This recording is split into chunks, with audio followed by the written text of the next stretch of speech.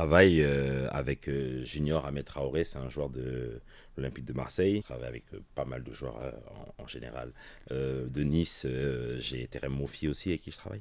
Je ne pourrais pas comparer un homme et une femme. Je ne le ferai pas sur le plan sportif parce que c'est beaucoup trop complexe. J'ai joué pendant 5 ans à Melbourne, au Powerhouse en Australie. Puis je suis revenu ici, j'ai joué à Mandelieu et à Cannes, puis à Monaco.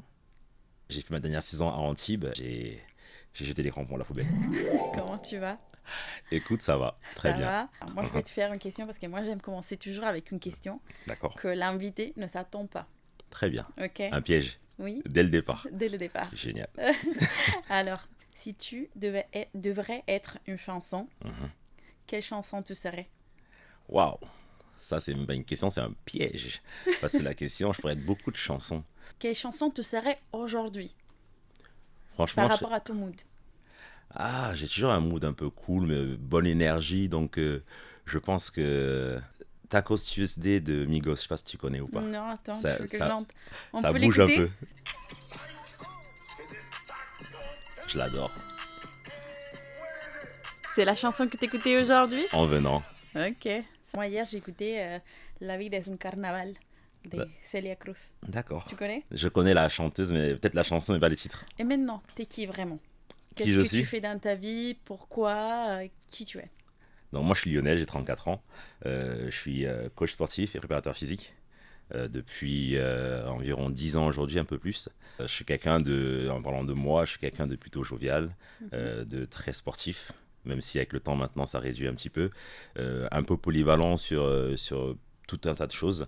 Mais si je devais me décrire en gros, je suis à moi, je pense, une petite boule de joie qui prend plaisir dans la vie en général, des petites choses et qui en fait des belles choses tout simplement, quoi. Ok, j'aime ça. Donc, t'as dit que t'es coach sportif. Exactement, Et toi, tu fais beaucoup t'es aussi préparateur athlétique, exactement. physique. C'est Ok. ça, exactement, Et donc, tu fais les footballeurs exactement. et aussi des clients privés à la salle. C'est ça. Aujourd'hui, tu voulais parler surtout de la perte de poids. Mhm. Je pense que quand j'ai commencé ce métier, je n'étais pas forcément dans une optique de perte de poids plus que ça. Moi, quand je dis perte de poids, je ne vends pas aux gens une perte de poids. Moi, mon objectif dans la tête, quand je prends quelqu'un, un client, c'est améliorer la condition physique. C'est-à-dire qu'en gros, si on est en surpoids, si on fait du sport et qu'on prend soin de soi, on va forcément se réguler. C'est-à-dire Mhm. qu'en gros, quelqu'un qui est en surpoids va forcément perdre du poids. Donc, quand les gens viennent me voir, me disent de perdre du poids, je vais leur donner la facette de ce qu'ils veulent parce que le but, c'est de donner aux clients ce qu'ils me demandent. Mais moi, avant tout, dans ma tête, c'est que moi, je me dis avant, c'est que cette personne-là, il faut qu'elle soit capable de faire des fentes, sauter sur une box, marcher, porter un poids, et en fait, devenir en fait quelqu'un d'actif, de fonctionnel. Et en fait, ce qui en découle naturellement, bah, c'est que le corps réagit à l'effort qu'on fait, et donc du coup, on perd du poids tout simplement, quoi. Quelqu'un qui vient me voir, qui veut perdre du poids, mais qui est déjà athlétique, je vais pas lui dire, ah, je vais te faire perdre du poids. Je vais lui dire, ok, on va atteindre tes objectifs, mais ça se trouve, des fois, il y a des gens qui viennent me voir avec un objectif de perdre 10 kilos. Mais quand ils vont commencer l'entraînement, ben, ça va être tout l'inverse. Ils vont en prendre 4, 5 ou 6, mais visuellement, ils auront l'impression qu'ils ont perdu du poids, alors qu'en fait, juste ils se sont renforcés musculairement, ils ont pris du muscle, ils ont perdu un peu de masse graisseuse, il y a une shape qui s'est construite, et donc du coup, en fait, le corps a changé. Et je leur dis, tu vois, finalement, tu voulais perdre du poids, mais tu en as pris au final, mais Oui, de c'est pas manière sur qualitative. c'est la balance, c'est pas ça qui compte en fait. Exactement. Et dans tes clients, tu as plutôt des clients qui sont habitués à faire du sport ou des clients qui ne sont pas habitués du tout? Généralement, tous ceux que j'ai, ce sont des gens, je pourrais 90% des gens ne font pas de sport, de base. Le reste de ces personnes-là font du sport, mais en général, c'est des gens qui n'ont pas fait de sport auparavant. Généralement, c'est un peu du manque de confiance, c'est des gens qui ont un peu peur, etc., qui viennent à la salle, qui prennent des coachs au début. Ceux qui viennent nous voir et ont déjà une certaine connaissance sportive, il n'y en a pas tant que ça, à part ceux qui cherchent de la performance, mais généralement, c'est des gens qui partent un peu de zéro et qui ont besoin qu'on les guide plus ou moins sur leur chemin, quoi. Et normalement, c'est des gens qui ont des objectifs à long terme ou à court terme. Ça, c'est... En fait, on a dans le sport, il y a un peu de mensonge en soi, si on veut. C'est-à-dire qu'en gros, les gens se mentent à eux-mêmes et le sport ment aussi aux gens des fois. Ils viennent nous voir en espérant avoir un résultat dans un temps donné. C'est-à-dire qu'en gros, ils viennent me voir en me disant, écoute Lionel, j'ai envie de perdre 10, 15, 20 kilos. J'ai un objectif à atteindre avant cette date-ci. Ils s'imaginent souvent généralement que ça va aller aussi facilement que ça, mais ils ne se rendent pas compte du travail qu'il y a à faire derrière, sauf qu'en fait on leur dit voilà, il faut déjà se fixer des objectifs atteignables. Donc en gros on leur dit si tu vises les 10, vise d'abord les 3 Mhm. dans un temps imparti, et après par la suite on va pouvoir essayer de gagner du temps pour atteindre tes objectifs, mais il faut vendre aux gens la réalité par le mensonge, mais c'est souvent sur la longue durée tout de même, quoi. Ok. Et la personne qui a perdu le plus de poids avec toi, c'était qui? Alors, en fait, on va dire que j'ai 3, 4, 5 personnes qui ont perdu plus ou moins le même amont de poids, entre 40 et 50 kilos. D'accord? Quand même. Que tu connais sûrement aussi Marion. Il y a quelques amis à Marion aussi que j'ai eu. On dirait que j'ai en gros 5, 6 personnes qui ont perdu entre 40 et 50 kilos. Ok. Bah, moi, déjà, je fais partie un peu de ça parce que moi, j'ai Exactement, perdu plus ou moins 10 kilos avec toi. c'est ça. Et d'ailleurs, je voulais justement te demander un peu de ça parce que moi, quand je suis venue vers toi, Mhm. je t'ai dit je voulais perdre des kilos, je voulais me remettre en forme. Mais surtout, je voulais parler effectivement donc du mental. Parce que moi, c'est que j'ai pu apprendre de toi, Mhm. c'est de ne pas voir la salle comme quelque chose de mauvais. Quelque chose qui déjà, c'est que aux hommes. Bien sûr. Et ça, c'est tout à fait faux. Et aussi que la salle ne fait pas peur, que prendre des poids, de prendre les haltères, ce n'est pas quelque chose que aux hommes et ça fait effectivement peut-être perdre du poids. C'est vrai que généralement, j'ai eu l'impression plusieurs fois qu'en fait, ce stéréotype où les gens se disent que si je lève des poids, je prends des charges dans les mains, je vais forcément prendre trop en muscle ou la salle est réservée aux hommes, etc., etc. Je pensais qu'avec tout ce qui est sur les réseaux maintenant, la télé, ce serait quelque chose qui serait banni depuis longtemps de l'esprit des gens. Mais en fait, je me rends compte qu'aujourd'hui, même après 10 ans de coaching, même après que Instagram et tout ça soit sorti, malgré qu'il y ait la télé, qu'il y ait les publicités, il y a encore des gens qui ont peur, qui ont un a priori sur la salle de sport. Et en fait, je connais des gens qui n'aiment pas la salle de sport. On peut ne pas aimer la salle de sport parce que physiologiquement, personnellement, on n'aime pas la salle de sport. Mais en avoir peur, c'est pas quelque chose qui est pour moi convenable dans le sens où, en fait, on va s'adapter, tout simplement. Il faut aussi, les gens n'aiment pas forcément qu'il y ait beaucoup de gens à la salle, la masse. Donc, en gros, on va trouver des créneaux qui nous conviennent, où il y a moins de monde. Il y a aussi des espaces réduits, on peut être en mode tout seul ou à deux, parce que c'est sûrement des fois la masse de gens qui nous fait aussi peur. Ah oui. Et les poids, il faut se dire que les poids, concrètement, ça n'a rien de dangereux. Mais il faut les exécuter correctement, il faut s'en servir correctement.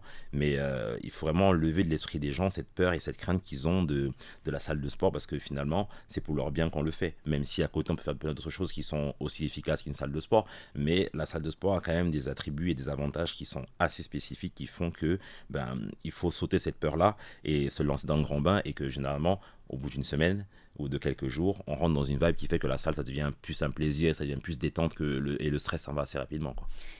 Quelles sont les erreurs les plus courantes qu'ils font les gens qui veulent perdre du poids?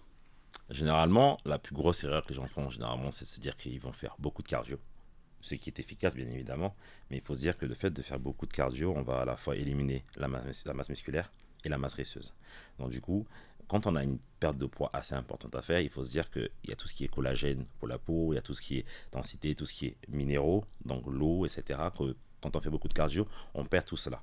Donc en gros, on va perdre un peu en tonicité, on va perdre un peu, le corps devient soit un peu flasque, etc. Ou des fois, on va perdre beaucoup de poids rapidement, mais l'effet yo-yo se fait aussi dans le coup derrière. Si je me remets à manger un peu de manière un peu importante, je reprends du poids. Moi, je conseille toujours aux gens de travailler plus le côté musculation, sans oublier le cardio, bien évidemment. Mais la musculation a un avantage, c'est qu'elle va nous faire créer du muscle. Et le muscle, en fait, est thermique. Le muscle thermique va créer de la chaleur dans le corps. Et en fait, on va avantager en fait, la perte de masse graisseuse tout en gardant tout son muscle. Ce qui va faire que, au lieu des fois de perdre, perdre 10 kilos, on en perdra peut-être que 7. Mais on aura une qualité musculaire qui fera que visuellement, une impression de 10 kilos, quoi. Donc, ça veut dire que oui, du cardio, mais Mais dosé. dosé. Et tu le mettrais, parce que moi je vois souvent dans les réseaux les gens qui font du cardio avant de faire la session, et ils font, je sais pas, 10-15 minutes de cardio. Donc, qu'est-ce que tu en penses de ça? Tu mettrais le cardio avant, après, pendant Il y a tellement d'écoles. Je connais plein de coachs qui le mettent avant, d'autres qui le mettent après. Je pense que simplement, c'est ce qu'on appelle aussi les activations. Quand on commence un cardio, les 10 minutes de cardio que je fais en début de séance et les 10 minutes que je fais en fin de séance n'ont pas forcément le même impact, ni la même dépense. C'est-à-dire, par exemple, je m'explique, c'est que quand je commence mon entraînement, si mon corps est à 37,5 degrés, le temps que mon corps monte en température, je vais peut-être brûler le même amount de calories, mais le but c'est que, en fait, quand je vais arrêter mon cardio, c'est que mon corps continue un petit peu à brûler. Donc, moi, je n'ai rien contre le fait de le mettre avant ou après, mais personnellement, moi, je le mets après parce que je pense que ça aide aussi à cool down. Comme je dis, c'est que ce cardio-là, on peut le faire comme on dit, un NEAT, un cardio à fréquence basse, pour être sûr que on brûle les calories de manière lente et ça nous aide aussi à récupérer, à faire redescendre le cœur de notre effort qu'on a produit avant. Donc, moi, le cardio avant, c'est un échauffement et le cardio après, c'est plus une suite aussi de l'entraînement, mais avec une fréquence plus basse qui nous aide à la fois à faire descendre le cœur, mais à brûler les petites calories en plus qui restent, quoi. Toi, normalement, quand les gens viennent vers toi pour perdre du poids, tu Mm. les aides aussi à avoir un peu plus de confiance avec eux-mêmes. Mhm. Comment tu fais à garder l'esprit des gens, à faire que les gens ils viennent vers toi et qu'ils continuent à aller à la salle, même si c'est pas un one-on-one coaching? Comment tu tiens l'objectif de ces gens en vie? Je pense qu'il faut transmettre. C'est-à-dire qu'en gros, dans l'entraînement, j'essaie de transmettre une énergie. C'est-à-dire qu'en gros, si je vais à un endroit et que l'énergie que je reçois est bonne, j'ai envie d'y retourner. Donc, quitte des fois à passer un peu pour un clown et à juste amuser un peu la galerie, c'est-à-dire qu'en gros, je fais en sorte que mon client, avant tout, passe un bon moment. Parce que au-delà du sport, de l'entraînement et de l'objectif, ce qui va motiver les gens, c'est à se dire que là où je vais, je suis bien. C'est le plus important pour moi. Donc, on va quand même me voir en coaching. Je vais bien évidemment l'entraîner. Mais pour moi, la plus grosse partie de l'entraînement fait partie de l'énergie qu'on te donne. Donc, du coup, je préfère un peu les faire rire, les détendre, les mettre dans une bonne vibe qui fera que quand ils se diront, même si je vais seul, eh ben, j'étais à un endroit qui était vachement plaisant pour moi. Quand on va au cinéma, on n'a pas besoin d'être motivé au cinéma. On sait que ben, on est bien installé, il y a un film à l'écran, c'est super, c'est un moment qui est agréable. Et ben j'y retourne sans qu'on m'y force. Le but pour moi quand j'entraîne les gens, c'est que eux ils puissent retourner à la salle sans se dire que c'est vraiment un effort. Même s'ils vont faire un effort, c'est se dire que l'endroit où je vais, en fait, je vais être bien et je vais avoir une bonne énergie autour de moi. Et à côté de ça, je dois quand même faire un certain travail qui va m'aider à atteindre mes objectifs. Mais le but vraiment, c'est de faire en sorte qu'ils se sentent vraiment bien dans ce qu'ils vont faire avant même d'y aller, quoi. Donc, tu gardes l'esprit des gens par rapport à ton coaching à toi, ta personnalité, Exactement. et il faut que les gens, en fait, ils ont envie de venir et pas, ils vont Exactement. pas penser que ah ouais, ça va être Je vais horrible. souffrir forcément. Oui, exactement. Mm. En vrai, si je me rappelle bien, bah, quand tu m'as entraîné, c'était effectivement ça. Moi, je venais parce que justement, je savais que même si c'était dur, j'aurais passé un bon moment, je me serais défoulée dans tous les sens, physiquement et aussi mentalement. Et comment toi, tu fais à garder ton esprit et ta positivité et ne pas tomber dans, par exemple, dans des problèmes ou dans les Les problèmes émotions. oui, Ouais. exactement, les émotions Ben, négatives. premièrement, je pense que avec les années, avec l'expérience, c'est que on crée un lien avec les gens qu'on entraîne. Mais on arrive à différencier le lien avec chaque personne. C'est que généralement, bah, aujourd'hui, toi, tu es mon ami, et tous les clients pratiquement que j'ai deviennent des amis parce qu'on a souvent des relations, comme je dis, qui sont très longues dans le temps. Mhm. Il y en a qui me prennent en coaching, qui ont atteint leurs objectifs, mais qui sont restés en coaching avec moi parce qu'il y a une part d'énergie, il y a une part d'échange. Mais je pense que personnellement, pour moi, comment je réussis à faire la part des choses, c'est simplement que ben, je m'intéresse vraiment à ce qu'ils disent. J'écoute vraiment ce qu'ils disent. Je donne ma part de conseil parce qu'au final, j'en apprends de toi comme j'en apprends de toutes ces femmes et tous ces hommes que j'entraîne. Et en fait, cet apprentissage que je prends de chacun me donne une certaine expérience qui me permet de donner des réponses aussi. Mais sans forcément à chaque fois induire ma personne privée à l'intérieur. Il faut réussir à faire la part des choses et se dire que ben, c'est la vie des gens. Ils ont des problèmes comme moi j'ai des problèmes. Ils sont là pour extérioriser sur moi et moi j'ai mes moyens à moi d'extérioriser. C'est que moi à côté de ça ben, j'ai le foot, j'ai le rugby, j'ai la boxe, j'ai plein de trucs qui me permettent un peu de pouvoir extérioriser et je suis quelqu'un qui n'a pas forcément besoin de parler quand il a ses problèmes. C'est-à-dire que mes problèmes à moi je les extériorise physiquement et pas forcément dans la parole. Il y en a qui ont besoin de parler. Moi, je les prends. Je me dis toujours que bah, le verre, il est vide, il sera plein bientôt. Et que bah, il n'y a que le temps en fait, qui soigne les choses. Il y en a qui ont besoin de parler. Moi, je n'ai pas forcément besoin de parler. Mais je peux comprendre quand j'ai un problème. Mais je gestorise comme mes clients, mais à ma manière. Simplement, toi, tu essaies de mettre ton mieux, tu arrives avec ton énergie, positivité, Voilà. et tu essaies de ne pas prendre ce que les gens, en fait, peuvent te donner si c'est des émotions un peu lourdes. Voilà. C'est que j'entends ce qu'ils me disent. Je ressens ce qu'ils me disent, j'y réfléchis, j'apporte ce que moi j'ai appris et pas non plus m'impliquer complètement dans la chose pour pas non plus être moi affecté à me dire que ben, si j'ai 10 personnes dans la journée et que ces 10 personnes-là étaient dans un mood qui était un peu down, j'ai essayé de les mener un peu à la lumière pour qu'ils se sentent un peu mieux, que moi je sois pas affecté et qu'à la fin de ma journée je sois complètement vidé et fatigué, quoi. Donc en gros, j'essaie quand même de split un peu, de séparer un peu les deux et de me dire que ben, je garde un peu pour moi et je la donne un peu le reste de ce que j'ai, quoi. Entre tes clients, c'est qui t'a donné plus envie en fait de te dire oui, je suis tellement contente de faire ce travail, c'est ça qui me plaît et je suis contente de faire ça dans ma vie. Eh ben, je t'assure que c'est tout le monde. Tout le Parce qu'en monde. fait, c'est des petites victoires. En fait, le coaching, c'est des petites victoires qui se font sur le temps. Je pourrais te citer la perte de poids de Marion, son indépendance, si je puis dire, parce que c'était quelqu'un qui avait pas forcément confiance en elle et qui maintenant fait des IROX, court, fait des choses incroyables. Je pourrais te dire à Faf qui, à ses débuts, elle faisait pas une fente à poids de corps aujourd'hui qui est devenue extraordinaire. Je pourrais te dire personne par personne, c'est que toi aujourd'hui tu es arrivé, tu faisais pas forcément des mouvements de fitness correctement ou tu n'avais pas forcément une grosse capacité. Maintenant tu t'entraînes toute seule, tu peux lire un programme, tu te formes à devenir un coach et je pourrais citer un tas de personnes, tous, parce qu'en fait c'est des pierres à l'édifice qui se mettent tous les jours et qui font que tout le monde pour moi me rend quand même fier parce que c'est une petite victoire qui se fait au fur et à mesure. Après, toi, tu as dit que toi, tu fais du sport aussi à côté, bien Ouais. sûr. Tu fais la salle, mais la muscu. Donc, qu'est-ce que tu fais d'autre? J'ai boxé pendant un petit moment, j'ai fait du rugby. On va dire qu'étant jeune, j'ai touché vraiment à tous les sports qui puissent exister, de l'escalade, de handball, etc., etc. Et avec le temps, ça a commencé un peu à casser de gauche à droite. Donc du coup, je me suis un peu focus. Maintenant, j'ai arrêté le rugby. Donc Pardon, t'as dit casser parce que toi, tu t'étais fait mal. ouais, Ok. ça a cassé un peu, ouais, un peu d'épaule, un peu de genou, opération, tendon d'Achille, etc. Donc du coup, je pense que j'ai un peu levé le pied. Même si c'est ce qui me fait du bien et je suis resté là j'ai arrêté le rugby juste après le Covid. J'ai joué à Antibes, après à Monaco, puis j'ai arrêté et maintenant cette année je me suis réinscrit à la boxe et entre temps je me suis blessé tendon d'Achille. Donc du coup là je fais du foot, de la salle et je vais reprendre la boxe d'aussi peu dès que tout fonctionnera correctement, quoi. Et tu joues où? Là, je joue au CAS, c'est un club de Nice, un petit niveau sympa, mais c'est vraiment un club d'esprit familial, des 2, des 3, et c'est des niveaux, des 2, des 3, et c'est juste pour le plaisir, la cohésion, les copains, on a beaucoup de copains, et l'amusement, quoi. Ok. Et quand tu jouais au rugby, tu jouais où? Alors, j'ai joué pendant 5 ans à Melbourne, au Powerhouse en Australie, donc j'avais fait un contrat en semi-pro en 3e division. J'ai joué ça s'appelle, alors en foot, c'est quand tu vas peut-être aller avec les pros, mais quand tu te fais jouer un peu avec les pros. J'ai joué donc au Powerhouse pendant encore une petite année, mais il savait que j'avais pas le gabarit adapté, donc du coup, c'est de là que j'ai commencé un peu tout ce qui était musculation, de prendre du volume. Donc j'ai joué 5 ans au Powerhouse en Australie, puis je suis revenu ici, j'ai joué à Mandelieu et à Cannes pendant bien 5 ans, puis à Monaco.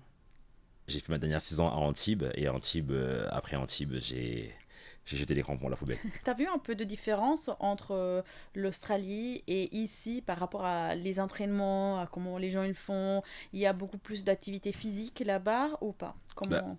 largement. C'est-à-dire que quand je pars de la France, j'arrive en Australie, j'ai l'impression que sportivement, ils sont 10 ans en avance. Parce que le CrossFit, c'était déjà le sport à faire là-bas. Et c'était la première fois que je me levais le matin. Je me levais le matin pour aller travailler ou aller en études. Et je voyais qu'il y avait déjà 200 personnes sur la bord de plage en train de courir, des salles de sport à ciel ouvert, le culte du physique. Les gens étaient très portés sur le physique. Alors qu'en France, c'était pas encore ça, quoi. Les salles de sport, c'était pas encore, il n'y en avait pas beaucoup. C'était pas vraiment encore la mode. Mais là-bas, c'était vraiment à un autre niveau, sur un autre niveau sportivement. Et qu'est-ce que tu penses d'aujourd'hui, du fitness aujourd'hui en France? Ça devient pluriel, c'est ça que j'aime bien. C'est-à-dire qu'en gros, il y a une évolution qui se fait année après année. On a commencé par la musculation, le crossfit est arrivé, le aérox est arrivé, le yoga, le pilate. C'est-à-dire qu'en gros, ça a vraiment pris une place qui est énorme. De nos jours, aujourd'hui, je pense que si on sort dans la rue aujourd'hui, qu'on marche 10 mètres, on va voir forcément 3 personnes habillées en tenue de sport. Alors qu'avant, c'était pas forcément la vibe ni la mode. Mais voilà, le sport aujourd'hui a pris une place qui est assez et très importante aujourd'hui dans la vie de tout un chacun, quoi. Du petit sportif au grand sportif, hein, de la salle de sport ou à la personne qui fait du yoga dans son salon, dans sa chambre, hein, voilà. Si on revient donc à la perte de poids, tu penses que le sport, c'est la seule chose qu'il faut faire ou, par exemple, il faut ajouter l'alimentation, un régime alimentaire derrière qui est sain? Je pense qu'on est dans une société aujourd'hui qui nous a fait manger de manière très mauvaise. La vie qu'on a aujourd'hui nous pousse aujourd'hui à aller plus vite. Tout va beaucoup trop vite. Le temps maintenant, plus on avance, moins on a de temps. Parce que les vies de famille, l'école, le travail, le rythme, on court beaucoup après l'argent bien évidemment, mais et la facilité. C'est-à-dire qu'en gros, culturellement, en grandissant, il y a une moins de transmission culinaire, il y a moins de temps de faire certaines choses. Les femmes travaillent énormément, les hommes aussi, il y a les enfants, il y a plein de choses. Donc du coup, on va tous opter pour la facilité, c'est-à-dire manger mal. Mais si on venait juste déjà à manger convenablement, physiquement, ça a déjà un impact qui est énorme. C'est-à-dire que j'ai souvent des gens qui s'entraînent, je leur dis souvent, c'est pas le sport qui fera tout votre physique. C'est-à-dire que avec 3 heures par semaine de sport, parce que les gens pensent souvent que si je dois perdre du poids, je dois faire énormément d'entraînement. Je fais perdre à des gens de 20 kilos, 30 kilos en ne faisant que 3 heures de sport par semaine, mais en ayant une alimentation convenable. Donc manger sain, c'est vraiment c'est la clé, la clé même de la perte de poids. Donc tu penses que c'est un 80% de alimentation et à 20% de... J'ai pas envie de rendre les gens flemmards. Donc, je sais pas, mentalement, je vais penser ça, mais je leur dirai pas ça comme ça. Mais je leur dirai quand même que, au-delà de la perte de poids, pour le bien-être et pour la santé, manger convenablement, c'est important. Mais le sport aussi, c'est bien. Je dois vendre du sport, sinon j'aurais plus de travail. J'aurais plus de travail, donc du coup, je vais partir sur un 60.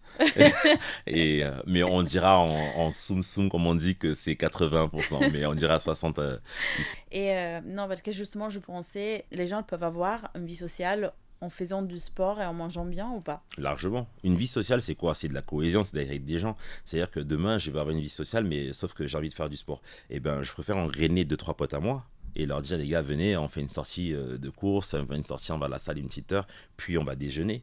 C'est-à-dire, en gros, il ne faut pas se dire que le sport, c'est simplement quelque chose que je vais faire seul, enfermé, et qui va me couper, me priver de ma vie sociale, de ma vie extérieure et autres. Je peux à la fois lier mon activité sportive au plaisir de vie à côté.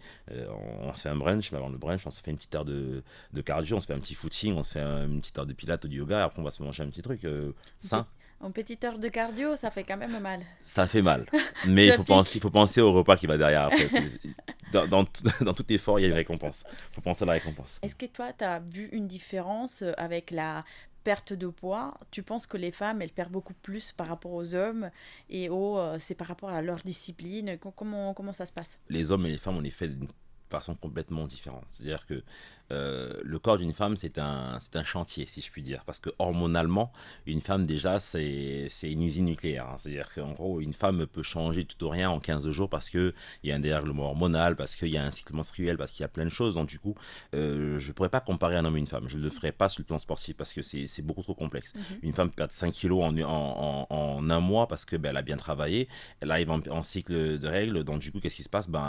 Les hormones font que elle va stocker un peu d'eau, elle va gonfler et on va monter sur la balance, elle en a repris 3.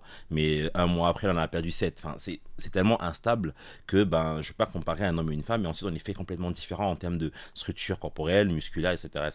et la capacité à l'effort. Même si les femmes aujourd'hui, comme je peux le dire, c'est qu'on a un peu bridé les femmes en leur disant au début, ouais, les femmes font pas ci, les femmes sont pas bonnes parce qu'il ne faut pas qu'elles aient trop d'épaules, trop de bras, trop de ci, trop de ça, alors qu'en fait, elles sont complètement capables, bien évidemment. Mais c'est deux personnes, deux groupes complètement différents, mais avec des capacités qui sont très similaires, mais sauf que c'est le rendu physiologique qui est complètement différent et qu'on ne peut pas forcément comparer. Mais c'est complètement différent pour moi. Ok.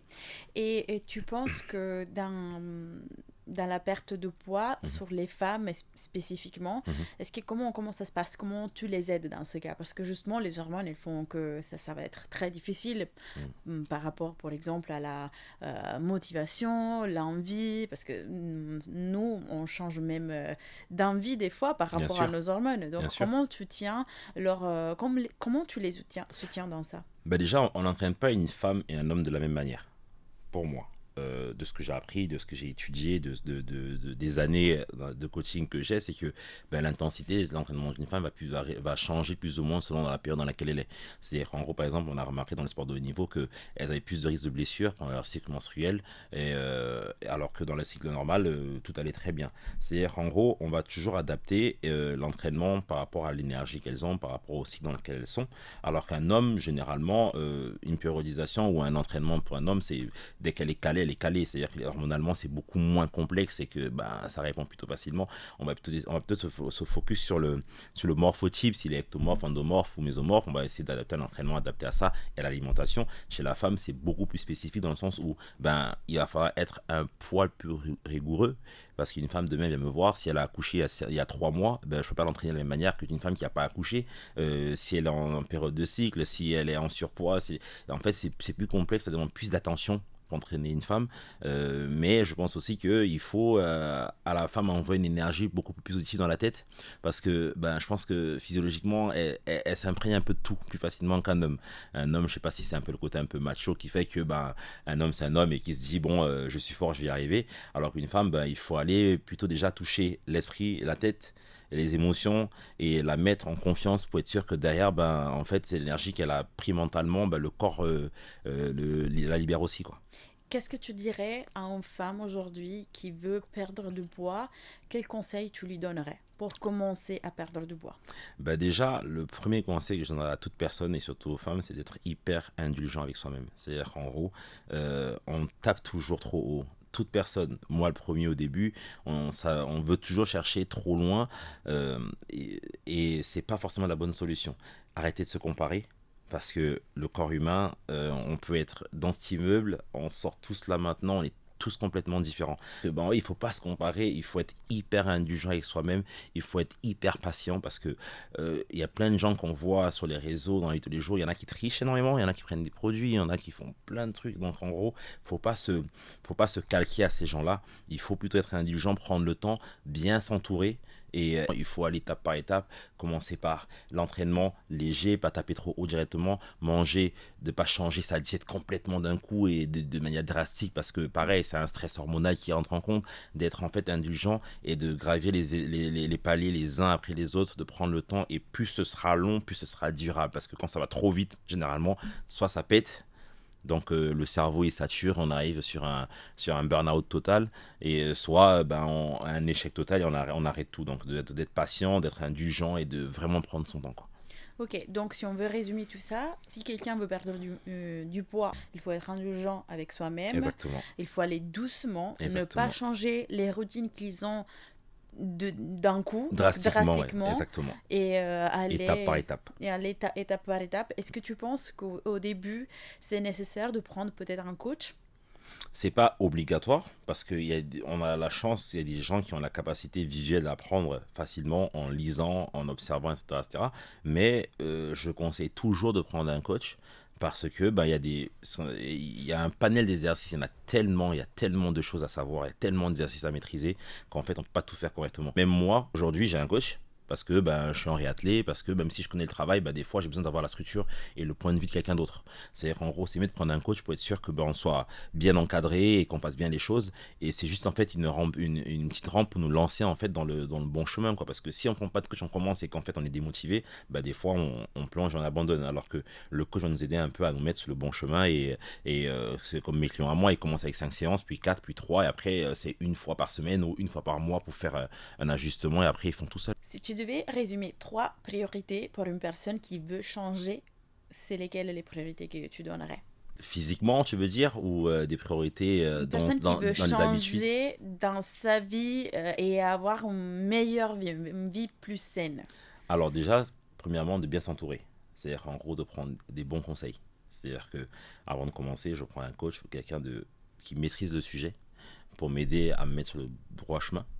Ensuite, d'être patient avec soi-même, comme je disais tout à l'heure, d'être très patient avec lui-même et surtout, avant tout, dans tout ça, c'est de se fixer des objectifs qui sont atteignables. Au lieu de tout changer, les 10, changer d'abord un, puis deux, et d'aller au fur et à mesure sur les objectifs et pas tout mettre sur la table d'un coup et se dire bon, je veux tout faire d'un coup. Non, je m'entoure bien, je me prépare à tout ce que j'ai envie de faire et je me fixe des objectifs étape par étape, tout lentement, doucement. Tu travailles aussi avec les joueurs de foot. Mhm. Je peux te demander avec qui tu travailles? Je travaille avec Junior Ahmed Traoré, c'est un joueur de l'Olympique de Marseille. Je travaille avec pas mal de joueurs en général. De Nice, j'ai Terem Moufi aussi avec qui je travaille. Et qu'est-ce que tu apprends de tes joueurs de foot? Euh, J'apprends premièrement, ce sont des humains comme tout le monde. C'est-à-dire qu'en gros, on a toujours cette image du footballeur, on se dit, ah, c'est des gens un peu à part parce que on miroite un peu cette vie de footballeur, c'est qu'ils font, c'est incroyable. Mais en fait, j'apprends d'eux comme j'apprends de toute personne en fait. C'est-à-dire qu'en gros, il faut se dire que c'est des gamins de 25 ans, de 20 ans qui sont comme nous. Je les prends comme mes petits frères parce qu'ils ont tous 10 ans de moins que moi. Et qu'en fait, j'apprends surtout d'eux, c'est que le corps a une capacité qui est incroyable. C'est-à-dire que même moi, en coachant des gens lambda, si je puis dire, c'est que en fait on peut avec un entraînement arriver au niveau d'un footballeur, pas tous, mais on peut plus ou moins atteindre un objectif qui est assez important. J'apprends d'eux en fait que la capacité physique est incroyable parce qu'ils ont un niveau d'entraînement qui est incroyable et surtout j'apprends aussi d'eux que le mental est hyper important parce que on se rend pas compte, c'est que quand on est footballeur, dans un stade de foot, il y a 40 000, 50 000 ou 80 000 personnes qui sont en train de crier autour de nous. Sur ces 40 000 personnes, il y a la moitié qui nous détestent pendant 1 heure. Et quand on fait une connerie, même ceux de notre groupe à nous et ceux de ces 40 000 personnes, des fois, ben, sur les réseaux, vont nous insulter, nous mettre la pression. Et j'apprends d'eux, en fait, que le mental est hyper important. C'est-à-dire, en gros, il faut savoir séparer sa vie privée, sa vie personnelle et tout ce qu'on a du monde professionnel, du sport qu'on est en train de faire. C'est vraiment voilà, j'apprends vraiment d'eux la force mentale. Comment tu penses que eux ils s'entraînent sur le mental? Préparateur mental, déjà. Y en a qui en ont besoin. Et d'autres qui ont juste cette capacité personnelle à diviser les choses, à faire la part des choses. Qu'est-ce qui se passe si, par exemple, un de tes joueurs, par exemple, il se blesse? Comment tu gères ça? Tu vas les aider dans ça ou pas? Bah, mon travail à moi, c'est de faire en sorte d'éviter au maximum qu'ils se blessent. C'est ce que je vais faire, comment dire, le main courses de mon travail, éviter à ce qu'ils se blessent. Donc en gros, moi, je vais les préparer physiquement, les entraîner et prévenir les blessures au maximum. Mais s'ils se blessent, c'est-à-dire qu'on peut avoir le meilleur entraînement du monde. Quand on fait une activité qui est intense, à tout moment, et il n'y a aucun footballeur qui ne s'est jamais blessé, ça n'existe pas. C'est-à-dire que même le footballeur amateur se blesse, le professionnel se blesse, même avec tout le cadre médical qui est autour et tout ce qu'il y a avec ça, on se blesse quand même. Donc il faut juste se dire que prier premièrement que ça n'arrive pas, travailler pour que ça n'arrive pas, et que si ça arrive, ce n'est qu'une passe. Tout est une passe. Tu vois que tu t'es blessé, tu vas te soigner, tu vas revenir, et c'est comme toute chose, même quand on se blesse, on se fait opérer, le temps soigne les choses passent, et après on enchaîne et on repart sur ce qu'on a toujours fait, quoi. Et comment tu es devenu coach des footballeurs? Avant, j'ai essayé aussi de jouer au foot. J'ai essayé, en fait, c'est-à-dire que depuis petit et depuis l'Afrique, moi, c'était soit le ballon rond, soit le ballon ovale. C'était le rugby ou le foot. J'avais pas d'autres options. J'étais focus sur ça. Et j'ai rencontré par hasard, dans ma colocation en Australie, à Sydney, un mec, un pote à moi, qui est le grand frère de Malang Sarr. C'est le défenseur de Nice, qui a joué à Chelsea, qui joue à Lens aujourd'hui. Et en fait, quand je finis mes études, j'arrive sur Nice, après tous mes voyages, etc., après le rugby, etc., et je viens juste, en fait, faire ma certification d'études à Nice. Et en fait, je suis en train de faire mon alternance à Foot Locker, et le petit frère de Malang Sarr travaillait à Foot Locker. Et le grand frère était un pote à moi d'Australie. Et en fait, je ne savais même pas qu'ils étaient frères. Et on s'est croisés par hasard. Et un jour, il me dit à mon frère qui joue à Nice, tu fais quelque chose. Bon, du coup, je l'ai entraîné. C'était mon premier joueur que j'ai entraîné. Et de là, j'ai rencontré un deuxième joueur, puis un troisième, puis un quatrième. Après, ça a été... je n'étais même pas forcément voué à faire ce métier-là. C'était pas forcément dans le foot ou dans n'importe quoi, dans le rugby. C'était juste que je voulais faire ce métier-là. Et coach aussi. Et en fait, j'ai bifurqué aussi de ce côté-là, naturellement, simplement. Tu peux, s'il te plaît, nous expliquer un peu les entraînements que tu fais aux footballeurs? Comment ça se différence des entraînements que justement tu fais à tes clients de tous les jours? Alors, en préparation physique, en fait, c'est plusieurs étapes. Ce qu'on dit, c'est qu'il y a l'auxiliaire, spécifique et général. C'est différents types en fait d'évolution de la préparation physique. En gros, en début de saison ou en pré-saison, on va travailler ce qu'on appelle en fait le général. C'est en gros, on va essayer d'augmenter sa masse musculaire, renforcer les articulations, mobilité, puissance, vitesse, etc., etc. Ensuite, quand vient la saison, on va essayer de garder en fait un travail qui nous permettra de continuer à performer sur des aspects athlétiques précis, donc vitesse, explosivité, réactivité, etc., etc. Mais en fait, plus on va avancer dans la saison, plus le travail va changer dans le sens où on va faire attention au volume de travail qui est en place parce que ces mecs-là, ils ont un entraînement en club, puis préparateur physique. Nous, on va essayer de ne pas rajouter du travail, mais en fait de faire un travail complémentaire à ce que font déjà les préparateurs en club. Avec ça, on va donc travailler en fait avant tout la prévention de blessures. On va essayer de réduire au maximum le risque de blessures chez l'athlète, alors que chez les gens en salle, généralement, même chez l'amateur footballeur, je peux avoir ce même processus d'entraînement, sauf que vu qu'ils n'ont pas forcément de préparateur physique en club, on va accentuer le travail en préparation physique. À côté de ça, les gens lambda, en fait, c'est un travail en fait, qui va se rapprocher de celui du footballeur, sauf que il y aura certaines spécificités que je ne mettrai pas chez les gens qui ne font pas de foot, que je mettrai chez les footballeurs tout simplement, quoi. Comment tu trouves ton équilibre à toi et comment tu tiens ta routine à toi? Alors, ma routine et mon équilibre. C'est comme toute personne, j'ai eu une période où des fois c'était trop et que le corps te fait comprendre que des fois c'est trop. Mon équilibre à moi, c'est de faire des choses qui me font d'abord plaisir. Je fais avant tout des sports qui me font du bien, comme le foot, etc. parce que ça me botte une énergie qui est plutôt positive. Mon équilibre à moi, c'est les gens qui m'entourent aussi. C'est-à-dire que dans mes coachings, quand on est des amis, j'ai des gens qui sont autour de moi, qui sont positifs aussi, qui peuvent être là si je flanche et qui peuvent compter sur moi s'ils flanchent.